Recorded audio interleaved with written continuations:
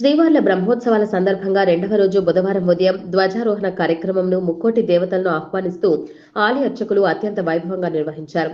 భక్తులకు ఎలాంటి అసౌకర్యం కలగకుండా తాగునీరు, ఉచిత ప్రసాద వితరణ, పందిర్లు, అన్నప్రసాదం, దర్శన క్యూలైన్ తదితర ఏర్పాట్లు దేవస్థాన సహాయ కమిషనర్ మరియు కార్యనిర్వహణ అధికారి విరూపాక్షులు గిరికృష్ణ పేర్కొన్నారు. ధ్వజారోహణ కార్యక్రమానికి ఉభయకర్తగా పాటూరు వాస్తవ్యులు శ్రీ విక్యం శివకుమార్, వారి కుటుంబ సభ్యులు ఉభయకర్తలుగా వ్యవహరించారు. ఈ సందర్భంగా ముందుగా గణపతి పూజ, స్వస్తివాచనం, దేవతాహ్వానం, బేరి పూజ, ధ్వజపట్టణం, ఆవాహన పూజ, ఇంద్రాది అష్ట దిక్పాలక ఆవాహన పూజ, సంప్రోక్షణ, ధ్వజారోహణ, మంగళహారతి, మంత్రపుష్పం నిర్వహించారు.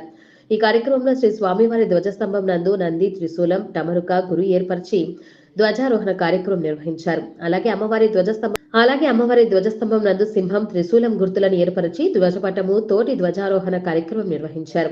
ఈ కార్యక్రమంలో దేవతా స్వరూపంగా బలిముద్దలను నివేదించారు. విశేష సంఖ్యలో మహిళలు పాల్గొని సంతాన భాగ్యం కోసం కోడి ముద్దలను భక్తి శ్రద్ధలతో స్వీకరించారు.